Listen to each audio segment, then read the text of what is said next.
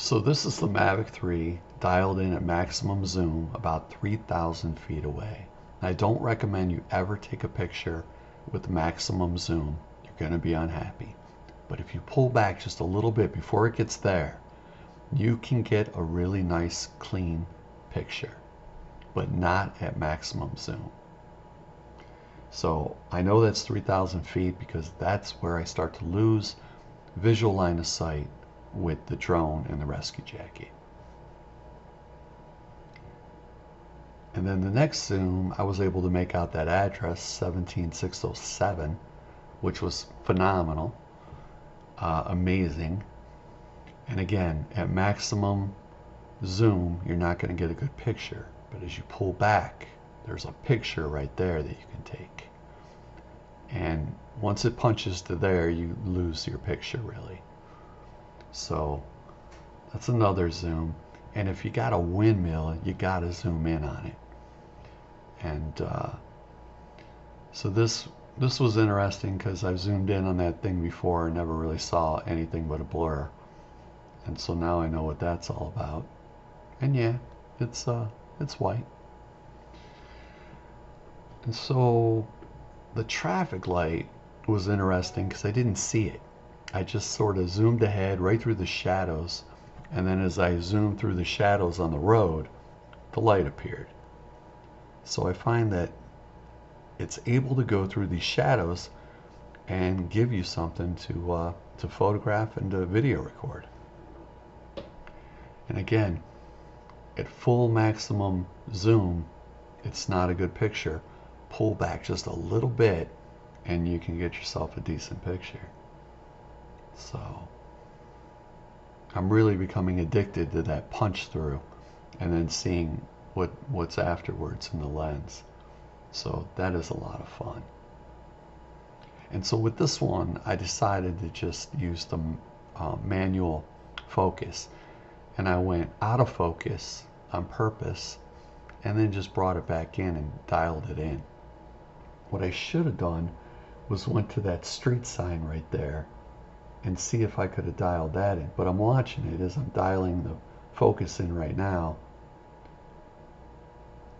And I would have had to actually focus on that sign. But I mean, it's cleaner, but it's not much better than autofocus. And then if you saw my video yesterday with the winter zoom pictures and video, this is the cross that let me know right away that even in the blizzard that we had a brand new zoom on our hands. And so that's what this is. This is the cross. And again, there's pictures all throughout here until we hit maximum zoom. And the only thing you're going to see is the heat signature coming out of the chimney. And that'd be interesting to see on like a Mavic 2 Enterprise. So that's interesting. I'll have to remind myself that would make a good video for that. And then the Grail, what I've wanted all along, just to be able to see the license plates in the parking lot. For when things go wrong over there, I can get a license plate number, I can report it. That was something I've wanted for years. So it's nice to have it, and it's so easy now that it's hard to believe I wasn't able to do it before on any of the other drones or the Mavic 3. But now with the new zoom, it's too much fun. You just want to zoom in on everything. So I imagine I'll be doing a lot of zooming for a while, but I'll be interested to see some other zooms that are much more interesting than what I've got going on over here. But yeah, you just don't get tired of zooming. Zoom in, zoom out. You'll have no idea how many times you're going to do it and how many things you're going to look at for the sake of zooming. So it wasn't easy to get. Those of us that have waited, it seems like a lifetime, but we finally got the zoom, and I think it's only going to get better. They may tweak it one more time, we don't know. So for those wondering, it took me about 60 seconds to get 10 satellites and then another couple seconds to get 12 satellites.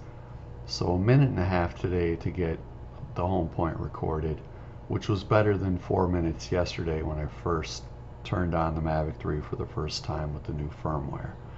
So it's still not perfect, there's still some issues, but it's getting better. So here's the picture that I took, and you can see what it does. It almost creates like a watercolor type picture. The luminosity must be turned up really high, and it's got like a liquid smooth feel, but that's what you get. So it's not that it's not usable, it's just I don't think anyone's going to be happy with that quality picture. But if you pull back just a little bit, you can get yourself a nice clean picture without that watercolor look. But it's not bad. It's not bad. It's better than I thought. But I think most people won't be happy with the quality. And if you bring it in and you edit it a little bit, you might be able to make a few changes